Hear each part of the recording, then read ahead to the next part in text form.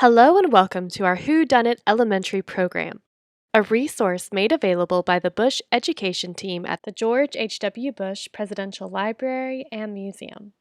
My name is Ivy, and I'll be working with you today. We will use the Whodunit Premier Program packet as inspiration for our video today. A download link for the full packet is available in the show notes. To do this program, you need a copy of our interactive slides. I am placing the download link in the materials section of the program page. Please pause now to download it. And welcome back. So let me go ahead and open up the interactive slides just so we're on the same page. These can be done using Google Slides or downloaded and used with PowerPoint. Either way, they will work. So they can be downloaded like so. See, it can be downloaded as a Microsoft PowerPoint or really in other forms as well. And to manipulate or to move items on the PowerPoint, you just click and you drag it to be able to move them where you need to go. All right, I'll probably go back over that again at some point, but just so you can see it, here's another example. In this case, it is a text box. So there you go. You can see how it works like that as you go through the slides. So let's go back to our main PowerPoint here. Make it all look nice and neat. So the reason you are here today is to do a program with us. So let's go ahead and figure out the mission parameters. So in this case, I want you to put on your investigative thinking caps. All right? Every single one of you in the room, even if it's just yourself, know that virtually you have other classmates in the room doing this activity with you. I want you to put on your investigative thinking cap. You're now investigators. All right? So let us start with the mission. And it looks like our mission starts with a top secret memo from George H.W. Bush himself. So I'm going to go ahead and read it for us, and we'll go through it. So, National Security Review. Memorandum for my fellow Americans. Subject.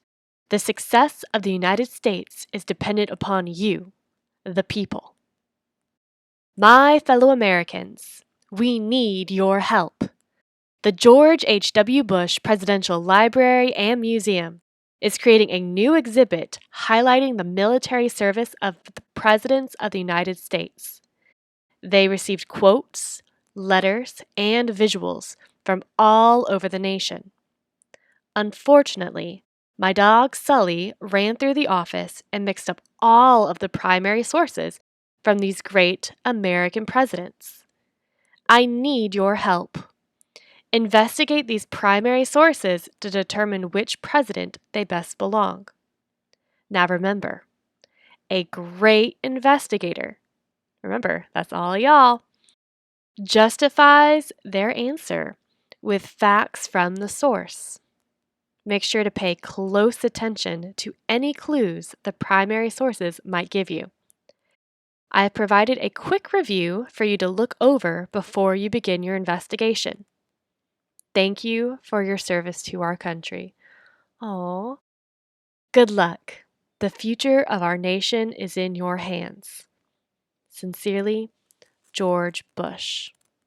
Well, that's a wonderful little letter of mission.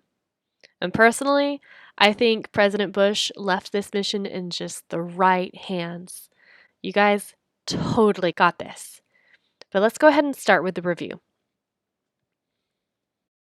Okay, so our options today, it looks like those primary sources, those images, those quotes, and those letters are a mix of George H.W. Bush, Abraham Lincoln, and George Washington.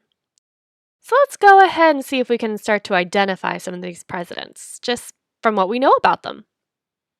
Okay, so we're looking for a president in this case that was in the Black Hawk War, captain of the Illinois militia, and President of the United States. Well, all of them. Oh, during the Civil War.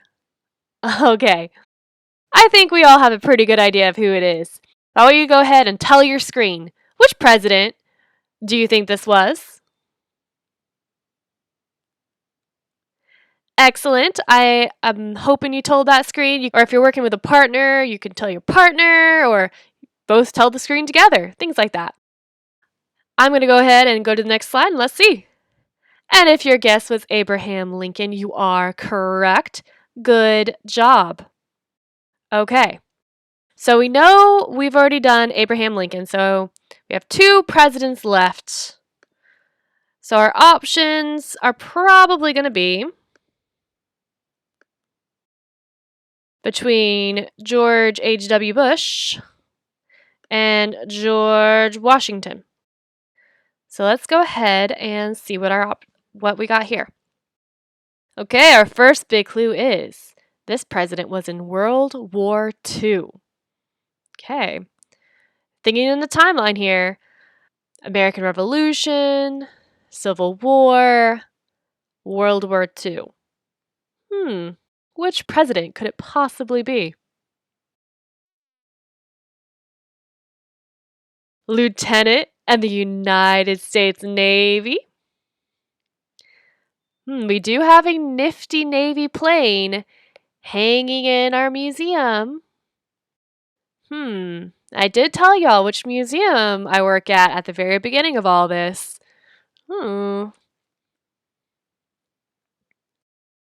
President of the United States during Operation Desert Storm. Do you think this president was George Washington? Nah, you guys know. It was George H.W. Bush. Very good. Very good. Okay, so that means our last president option in this review was in the American Revolution, what acted as commander-in-chief of the Continental Army and was first president of the United States. Bing, bing, bing, bing. George Washington.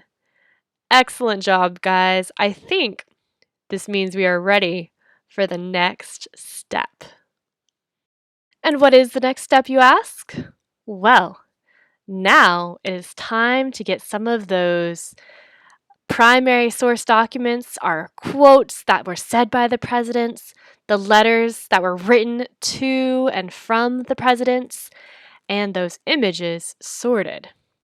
And it looks like we're going to be starting with the images. Okay, let's just get those sorted out so we can see them all on a screen. Excellent.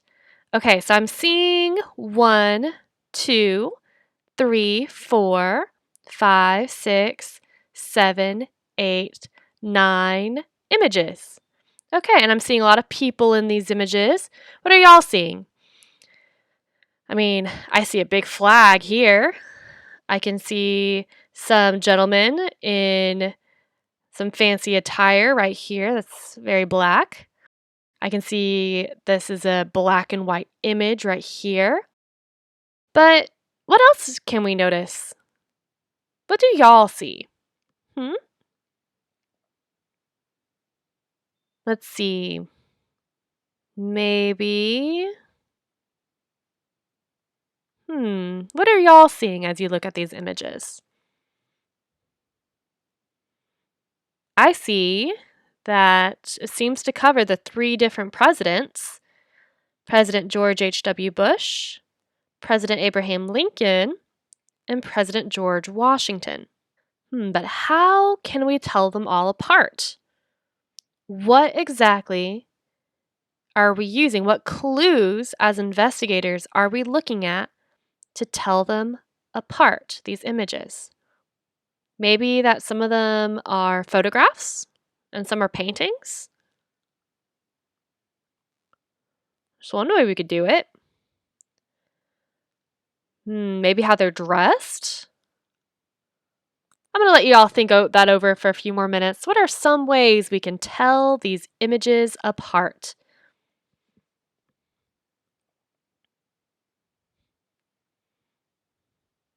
They're quite nice images. Okay. I think we might be ready.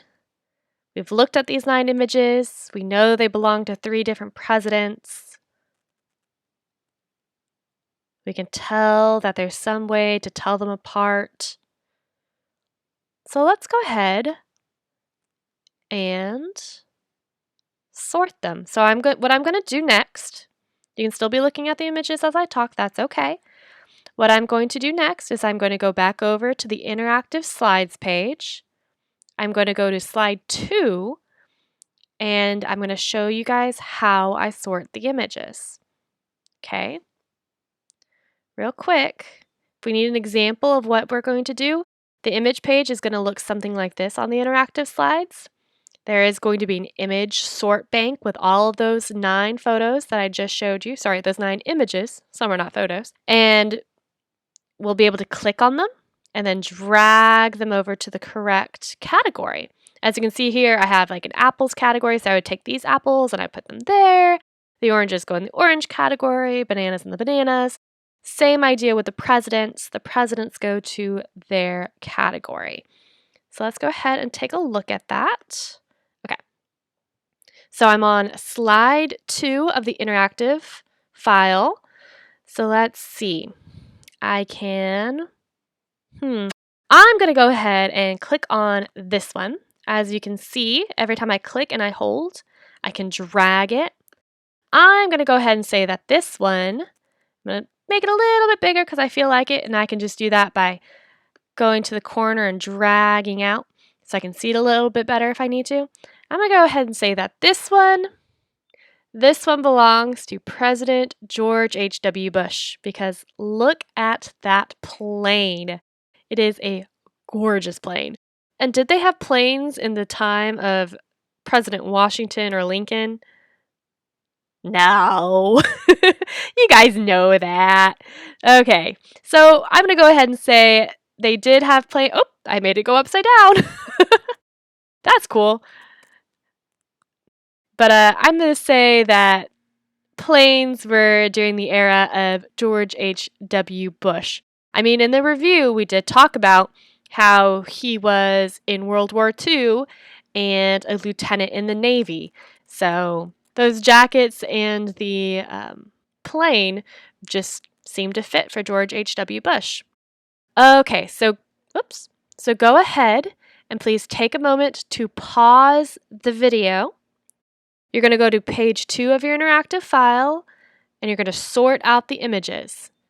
Okay, it's going to be 3 images per president. So go ahead and please pause now.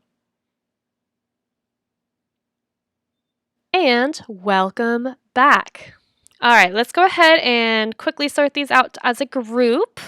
I know you guys did a fantastic job already, but I'm going to go ahead and put them for my sense of self so I can use this as a reference for our next bit. Okay, so this gentleman right here, he looks very tall. He has that hairstyle that I see on the penny. So I'm going to go ahead and say that's Abraham Lincoln. This one right here must be George Washington because he looks just like the man on the quarter. Okay, so Abraham Lincoln again, similar appearance, and then also their outfits and the fact that we have some military attire right there in that particular style. I'm going to say that this one is George H.W. Bush. I mean, both because I know that's when he was signing the American with Disabilities Act into law, but also because it is a photograph. Okay, and also just what they're wearing. Then we have George Washington. I mean, just look at that hat. That is an epic hat. Here, I'm going to make it bigger. See, look at that hat. So cool. All right, that's a great way of identifying things too, just how people dress themselves in certain time periods. Okay, so now I'm left with 3, and I know I have 1, 2, 3.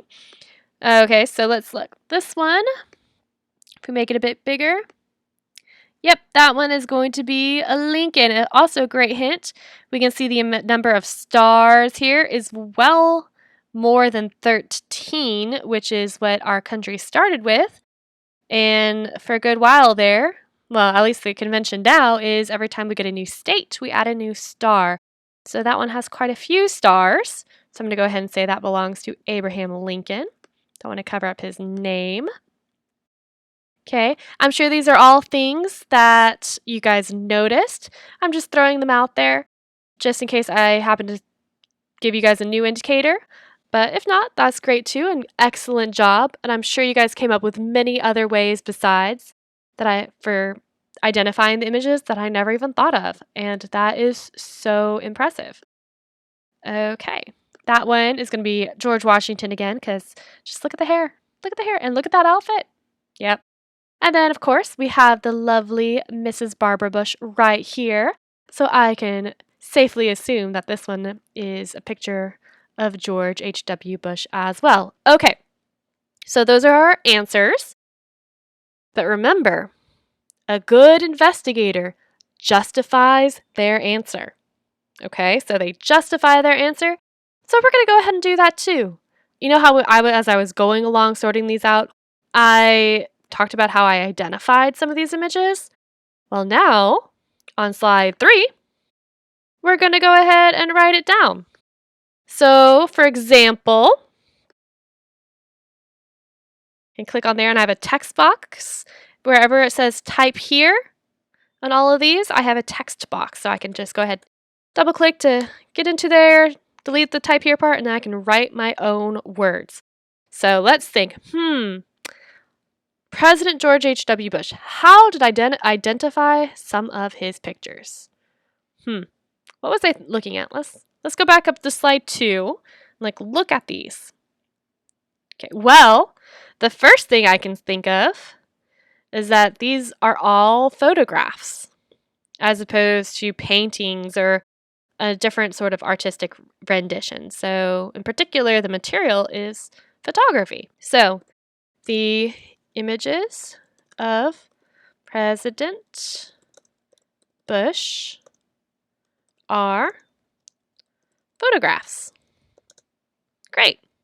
You guys can use complete sentences, or if you need to, you can use just a couple of keywords here and there, like maybe put photographs here and maybe a plane here.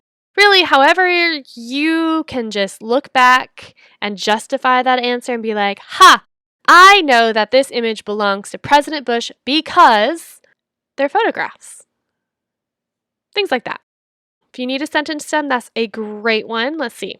I'll even write it right here. Oop, I deleted the text box. Careful of that. If you ever make a mistake like that, you can go over to this undo button right here, and it will just quickly undo a mistake. So that's pretty great. Here, I'll show you again. Oh, I'm like, oh no, I didn't want to erase. Type here, undo. Voila, we're good to go. Okay. So these are President Washington's images because. So if you guys need help starting a sentence, that is a great way to do it, and you can do it all 3 times if you would like. These are President Washington's images because, and then I can just state my 3 reasons. Okay, so you're going to do that with each president. So go ahead and please pause the video here. You're going to write out how you identified it. You're going to justify your evidence as an investigator. Press play when you are ready to resume. And welcome back. Happy to have you back. Okay, I hope that went very well for all of y'all.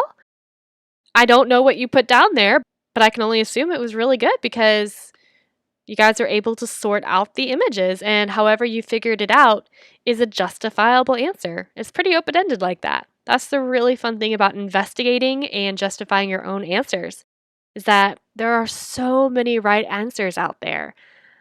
Really, you just need to convince someone else that you were right. It really just comes down to it. So if someone else can see what you have seen, if you are able to tell them in words, express it, you can, then in essence, you are right. It's pretty great. Okay, so let's go ahead and continue with our PowerPoint. Let's go ahead and make this one big screen. Okay, so we've done the images, so that means we have quotes and letters left to sort. So we've done that. Okay, so it looks like we are going to be starting with the quotes. So here's how this one's going to work. We have a grab bag right here. Okay, I'm going to pull one out at random, and I'm going to read it. Then we're going to focus on some of the key words, okay?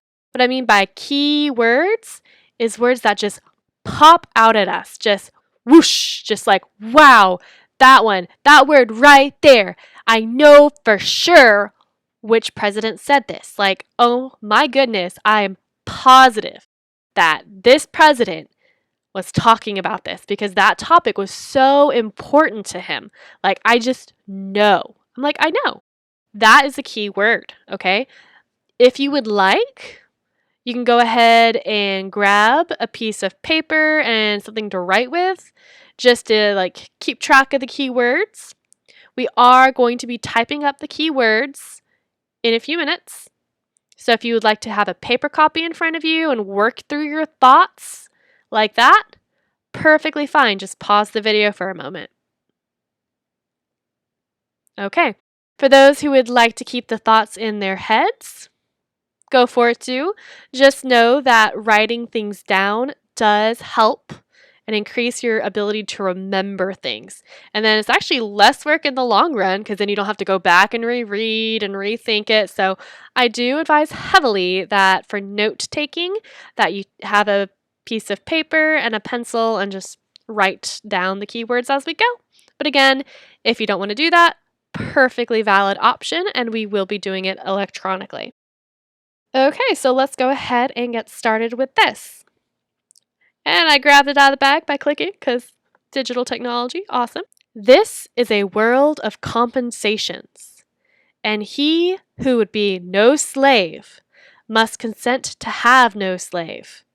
Those who deny freedom to others deserve it not for themselves, and, under a just God, cannot long retain it. Ooh, that gives me chills. Such a good quote. Okay, let's look at this right here. Actually, let me get my little pen.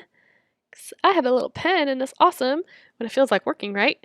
All right, so I'm going to go ahead and point out here, no slave. Point it out here again, no slave. I'm going to go here, freedom. So I'm also going to point out right here that there is a date. And dates can be very useful as keywords. Now, it's not the only indicator we want to rely on. We also want to look at other clues. So an indicator can be a type of clue. So we have a date of 1859. So probably one of our earlier presidents. So this is likely going to be between President Washington and President Lincoln, you know, if we're just thinking, in general timelines. And then especially we have this no slave emphasis here. No slave. We want freedom. Which president do you think this was? Come on, go ahead, tell the screen. Which president? This one was President Lincoln. There we go. Excellent, excellent. Okay, so let's go ahead and do the next one and see where it takes us. So we have an idea now. We know that those keywords are the ones that really pop out at us of like, whoa, I know who said this. Okay, let's see. Our next one is, there is nothing more fulfilling than to serve your country and your fellow citizens, and to do it well. And that's what our system of self-government depends on. 1989. Okay, so let's go ahead. Oh, good. Still on green? I love green. So let's see. Nothing more fulfilling than to serve your country. So we know that all three of these presidents served their countries militarily and as well as politically and socially. So we know that's a really big indicator. It's definitely one of our presidents talking. Then we also have our system of self-government. We also have 1989. So we're talking about a system of government that's pretty well established. We know from the date that this government has been around for a pretty good amount of time right here. And we know that service is very important to this president. So let's go ahead and take this guess. All right, who do you think it is? Okay, I'm ready for my guess. I'm going to say it's President George Bush. Excellent. It's President Bush. Let's do another one. This is kind of fun. Okay. Get my handy dandy pen because I love this pen. All right. To form a new government requires infinite care and unbounded attention. For if the foundation is badly laid, the superstructure must be bad. Wow. These are just such great quotes. Okay. So I'm going to go ahead and have this word right here, new. Specifically, we have a new government. So we're using the word new to describe government. Interesting. I feel like we should have a lot of our little investigative senses tingling right here with that one. A new government. A foundation. If you think about the word foundation, a house stands on a foundation. It is the beginning of something. It is what everything else rests upon. So if you have a foundation that is weak, everything will just crumble.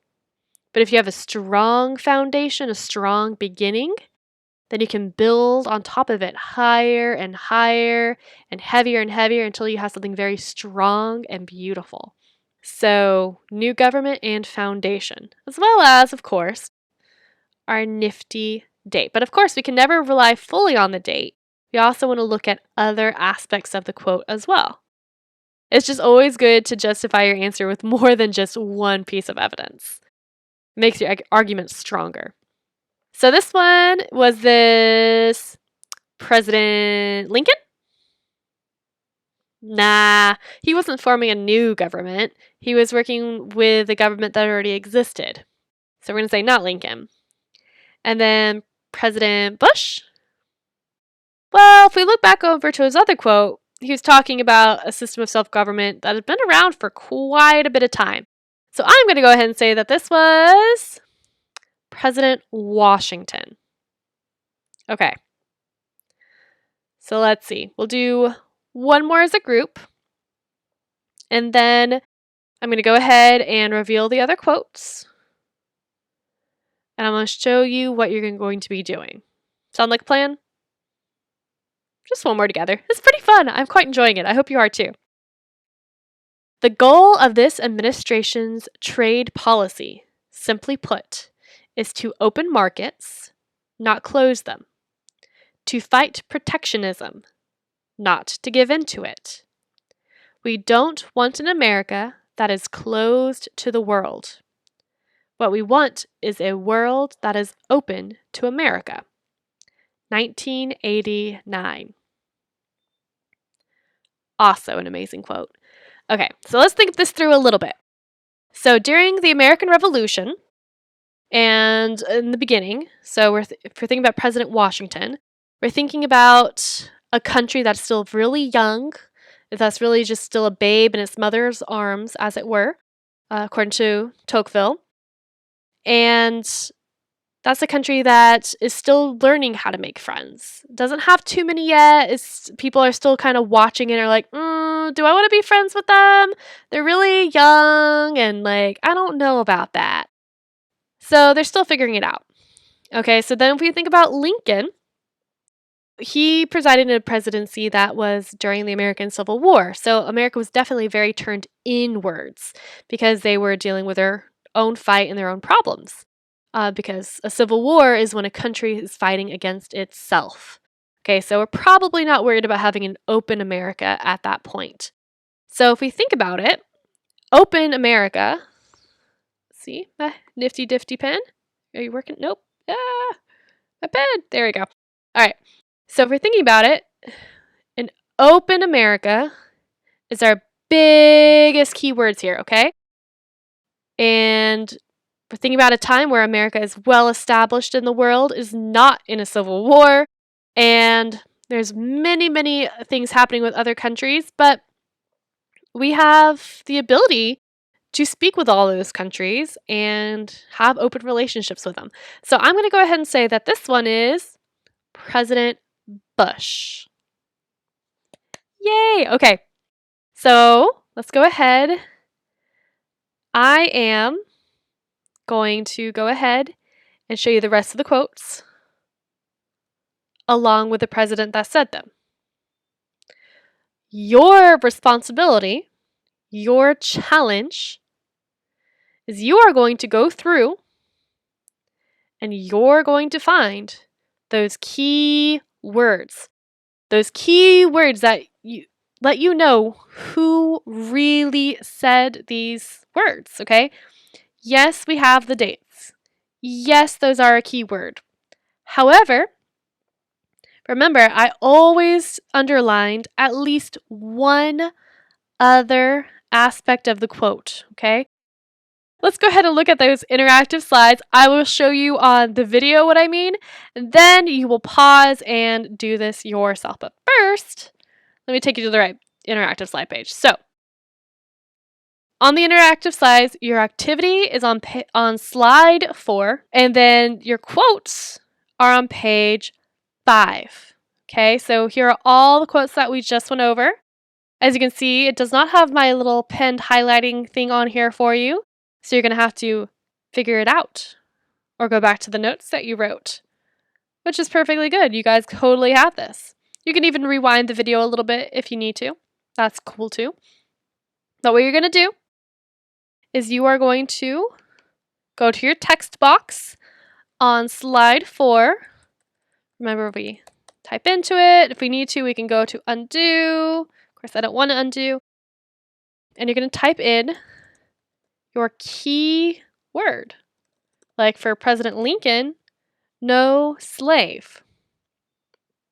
President Bush, we had open to America. It's a great phrase. So you're just going to go through, you're going to write down all of your keywords. You should have at least 3 per president. Okay, so I want at least 3 per president. So here's my first one. There we go. Here's my first. And then I want, oh, it's being silly. There we go. And I want at least 3 per president.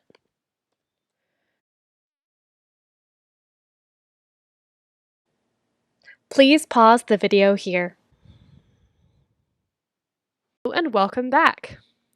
All right, so in each column at this point, you should have 3 examples of keywords that you use to identify, well, to justify the identification of each of these quotes.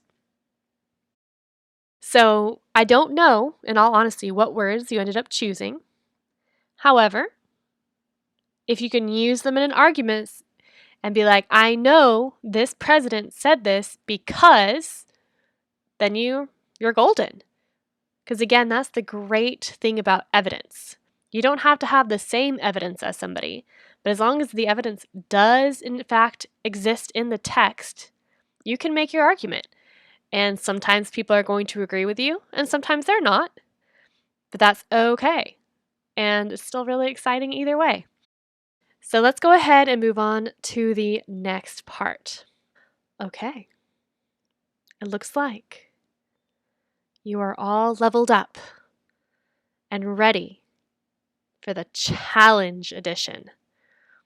So this one is also going to be a keyword activity. In fact, let's go take a quick glance at the activity. Okay, so this one's going to be on a yellow slide, on slide 5. Nope, sorry, that is a 6. And it looks like we're going to be typing keywords out here as well. It looks like we even have the reference material available in the interactive slides. But I'm going to go ahead and go over these letters with you because honestly, it's just so much fun. I just love doing this. Okay, so now we have 3 paper bags in front of us. Well, from what I've been saying, we know that they have letters inside. It's just what we don't know is which one has which letter. So, before I click on the first bag, I just want to let you all know that there are going to be things that are misspelt or abbreviated differently, or sometimes the punctuation is not going to be perfectly grammatically correct. And I just want to remind you guys that this is actually pretty awesome because what we are seeing is a window into a moment of these people's lives. Because sometimes, especially in the middle of a battle or after a battle or a war, you just have to remember the humanity of things. Sometimes people make mistakes. They are still extremely smart. They are still extremely competent. But sometimes other things simply matter more. And it is very cool to see it. So as you are going through the letters later, looking out for those key words, just bear that thought in mind, that you will see some grammatical mistakes and spelling mistakes, and that is okay. So let us go ahead and get started. And it looks like it's going to be the middle bag. Whew, he got very big. And here is our first letter. Oof, that is a lot of words. All right, you guys are more than capable of handling this. So here is what I'm going to do. I'm going to read a small selection of the letter, starting right here with by a deserter. While I do so, start thinking. Who do you think this letter was meant for? Because in this case, we know that the writer is Lafayette, which is quite a big clue. By deserter from York, I hear that 2 British frigates followed the French fleet and returned after they had seen them out of the Capes. A spy says that 2 schooners, supposed to be French, have been seen coming up York River. But we have nothing so certain as to ensure your voyage. So we know that there's some ships involved here. We know a British frigate. When were the British especially important in American history? Think about that. We have 2 British frigates. We're already talking about older types of ship models here. So we have 2 British frigates.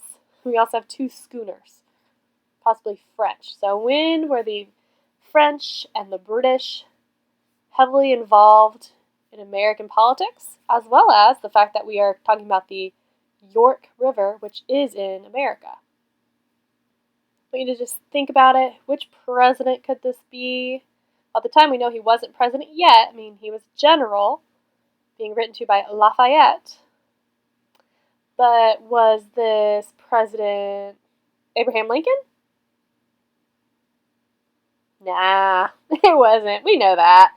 All right, what about President George H.W. Bush? Nah, he was in World War II, so he would have worked with the British and the French, but it wasn't on American soil because World War II did not reach American soil in terms of actual fighting.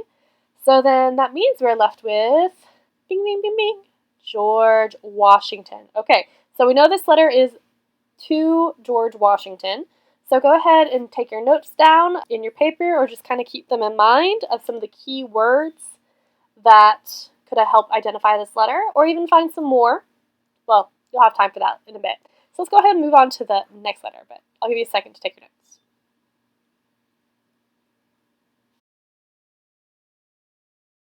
Okay, let's move on to the next one. And magically, we are now left with 2 bags. Okay, the one to our left is the one that has grown bigger. And it disappears, only to reappear with a new letter. Okay, same deal. I'm going to go ahead and just read a small section of this letter. I'm going to choose this second paragraph right here, starting with yesterday. Remember, you guys will have time to read through the full letter at your leisure once we pause for the activity, okay? Yesterday was a day which will long stand in my memory. I was on a bombing hop with Delaney as my radio man and Lieutenant Ted White as my gunner. I will have to skip all of the details of the attack, as they would not pass the censorship, but the fact remains that we got hit. Wow. This whole story is so heart-wrenching, like, oh my goodness. Okay. So, the big words, the big key words that are popping out to me are bombing hop and radio man. In fact, if I keep reading a little bit more, the next word is the cockpit filled with smoke. So this tells me we're on a plane and we have a radio man.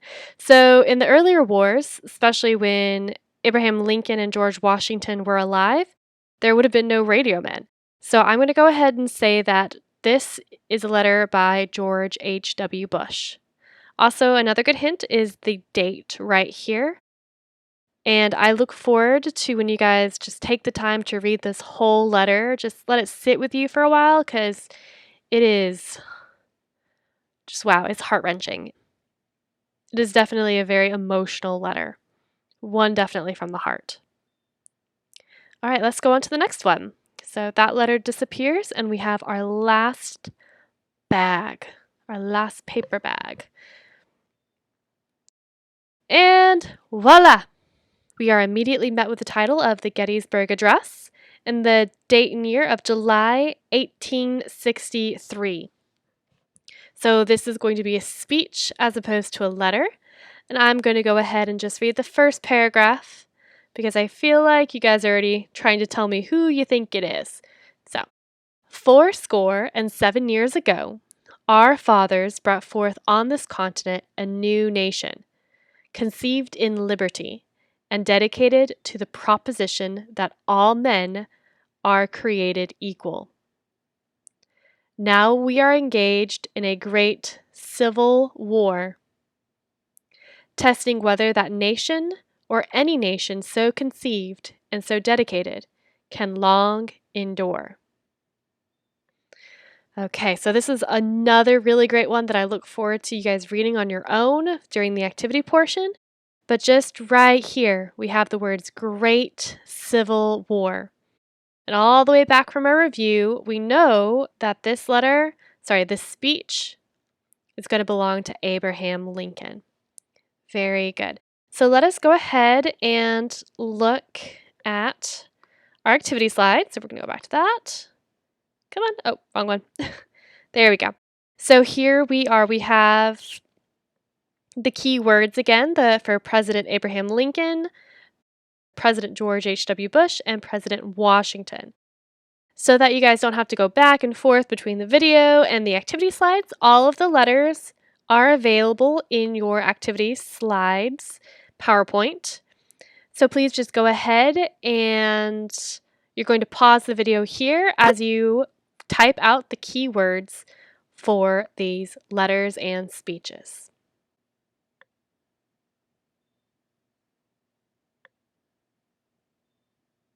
And welcome back.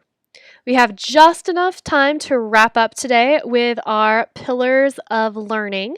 So in a few minutes, I'm going to have you guys go over to page 10 of your slide, but I'm going to go ahead and get us started on this program. So good job working on those letters. I hope that you were engaged by them, that you guys saw some of the interesting grammar choices being made, that you could feel the emotion just dripping off of those pages because my goodness, what emotion, just so strong. So we're going to go ahead and down to page 10 right here on the slide, and we're going to come to our last and final activity of this program. So right here we have some pillars to live by. So these are actions taken by President Bush that we can learn from, really just lessons from his life. So the first one would be a lifetime of service. The second is putting people first in decision making. And the last is building relationships to better the world. Okay, so we're going to keep our investigator hats on, and what we are doing is you're going to look through the images here, and you're going to read through the captions as well, and see which of these examples here fit into the other categories. So for example, putting people first in decision making. When President Bush was a congressman, he did visit Southeast Asia during the Vietnam War to meet with the troops there. He himself, as a veteran of World War II, understood the risks and loss of war. So he took very seriously the idea of sending any soldiers to the front lines in battle. So this is him putting them first in decision making, meeting with them, checking on them, and just really seeing how things were going. So that would be a great example to put in Pillar 2. So go ahead and you're going to just look through the images and examples here and just place them with the idea they fit with.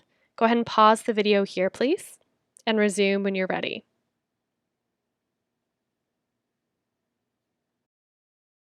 And welcome back.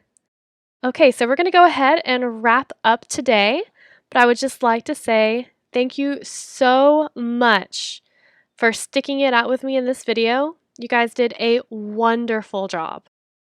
Today, you helped resort images, quotes, and letters that President Bush's dog Sully kind of put into a bit of a disarray as he ran through President Bush's office.